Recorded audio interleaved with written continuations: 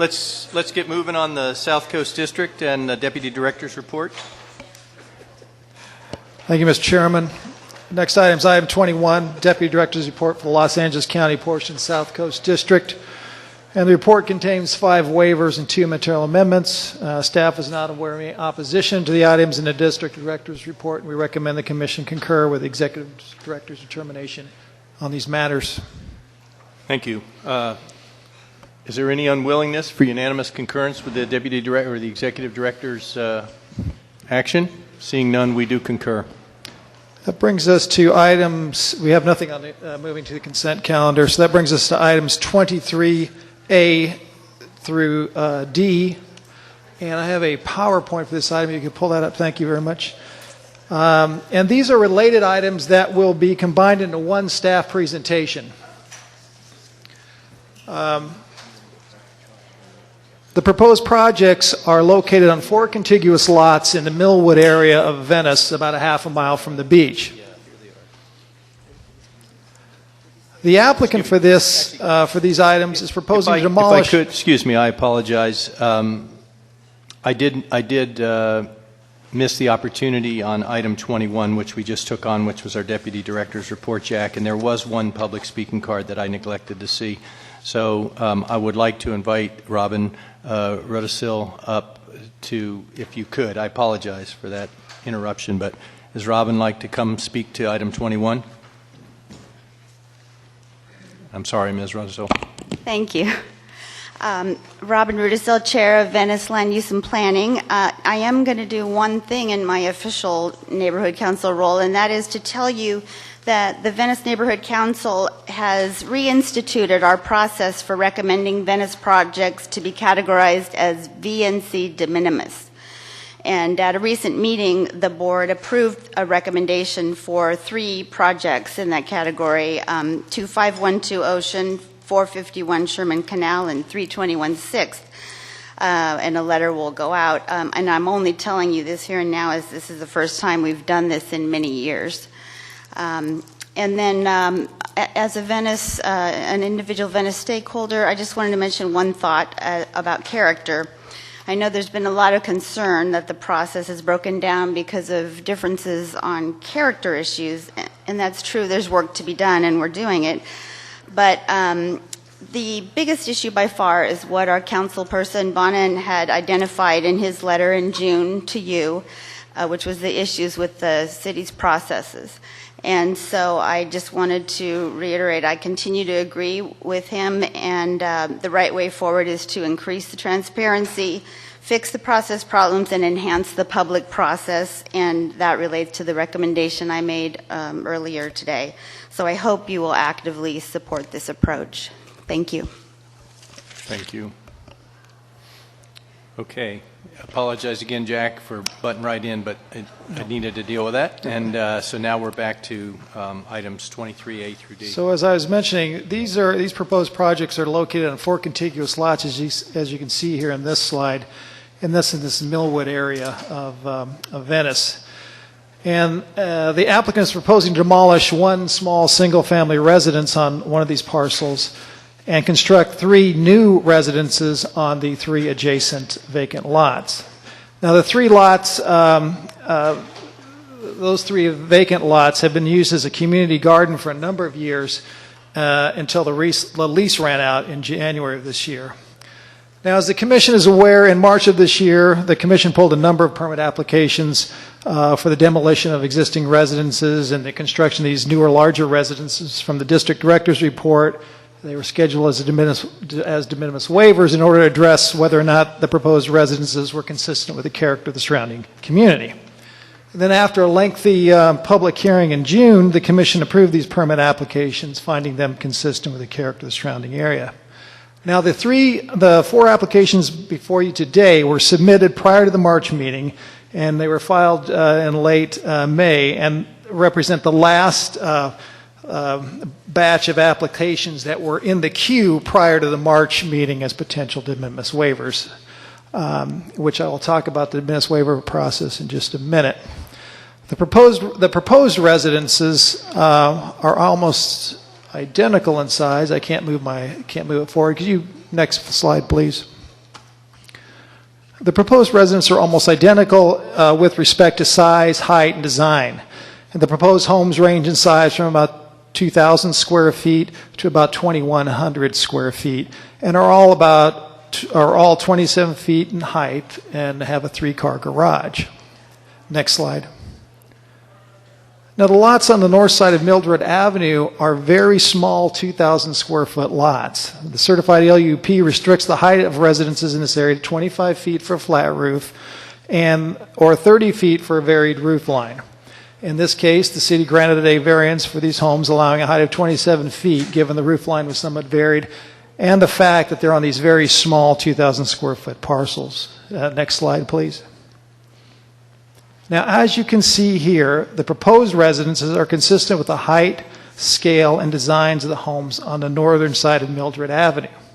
The residences on this side of the street are for the most part these contemporary or modern designs that occupy most of the lot due to the very small lot sizes on that side of the street and in that 2-story design you can see in the slide. Next slide, please.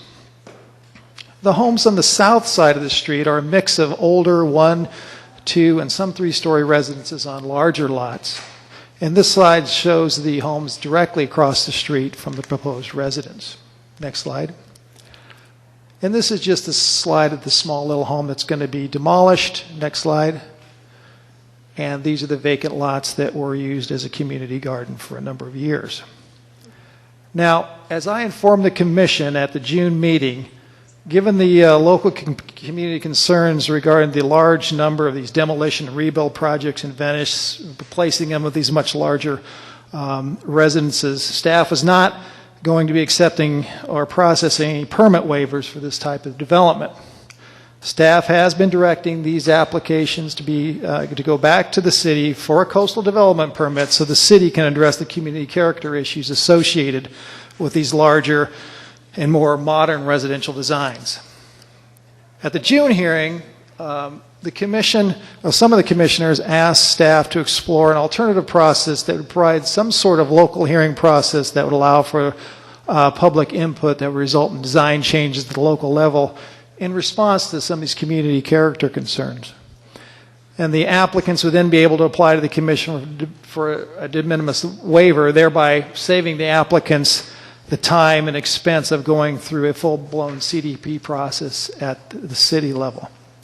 Now, I've been working with the local city councilman's office, Mike Bonin, who is coordinating with the city planning department on developing just such a process. However, at this time, the councilman's office and the city planning are not in a position at this point to go forward with that process at this particular time, as they're still exploring these various options. But as Robin Rudisil pointed out, one of the ideas is to have it go through the Venice Community Council in order to vet these projects, and if there's not a significant concern, or the city has an opportunity to make revisions to these projects, and that would open up a pathway for a de minimis waiver if the concerns are addressed at the local level. So I just want to give you a little summary of the process or an update on the proposed process we're looking at the city to deal with these demolition rebuild projects in Venice. In any event, with regard to these applications, staff is recommending approval of the permit applications subject to the conditions outlined in the staff report. And there are 4 motions for approval, and they can be found on pages 5 and 6 of the staff report, and that concludes my presentation. Do we have any ex partes on this? Seeing none. We don't have we have some public speaker cards, but we don't have applicants' representatives here, do we? Yes. Okay. Please come forward. Is this Gary Werner? Yes, I am. Okay. Thank you, Honorable Chairman, members of the board. How much time would you like? I'm sorry? How much time would you like to present? I waited all morning. Can we take the rest of the afternoon with us? Thank you for your comments. And the next speaker, no, what would 3 minutes, 5 minutes? No, 3 minutes should do it. 3 minutes, okay. Again, my name is Gary Werner. I'm representing Appel Design and the property owner, Mildred 4 LLC. Can we load the PowerPoint? And thank you, staff, for the work that you've done on it. We appreciate your efforts. Certainly appreciate your recommendation. Just a quick overview. Staff has given you a pretty complete presentation.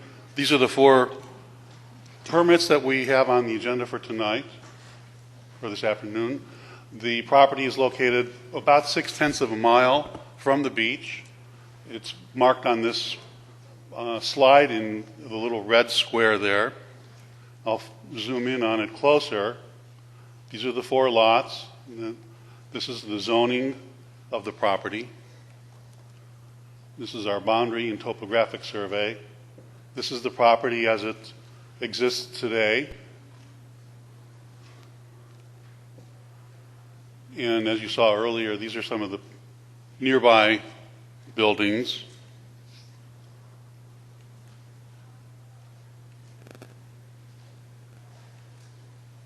And the project itself consists of 4 single-family dwellings, each with a 3-car garage. 2 of the parking spaces are in tandem. There are 2 floor plans, one with 2,098 square feet and one with 2,147 square feet. They're all 3-story structures with a rooftop common area or rooftop area. Floor plans. Okay, comparison of the current condition and what we're proposing. This is on the first lot, 639 Mildred, 641 Mildred, 647, and 651, which is the lot that does have the existing single-family residence, single-family dwelling, which hasn't been used actually as a residence. It was used by the owner who owned what was referred to as a community garden, growing basically vegetables for his restaurant. Here are the four proposed homes. You saw this on staff's earlier slide. And we have a landscape scheme that's basically the same areas. Of course, you have a smaller lot to deal with. The footprints are all the same. So the areas shown here are going to be all landscaped with basically the same approach, but different plantings to distinguish each lot. And that's it. Appreciate your time. Look forward to your positive decision. I'd be happy to answer any questions. Thank you. If commissioners have questions, they can call you back up at that time. That would be wonderful. Thank you.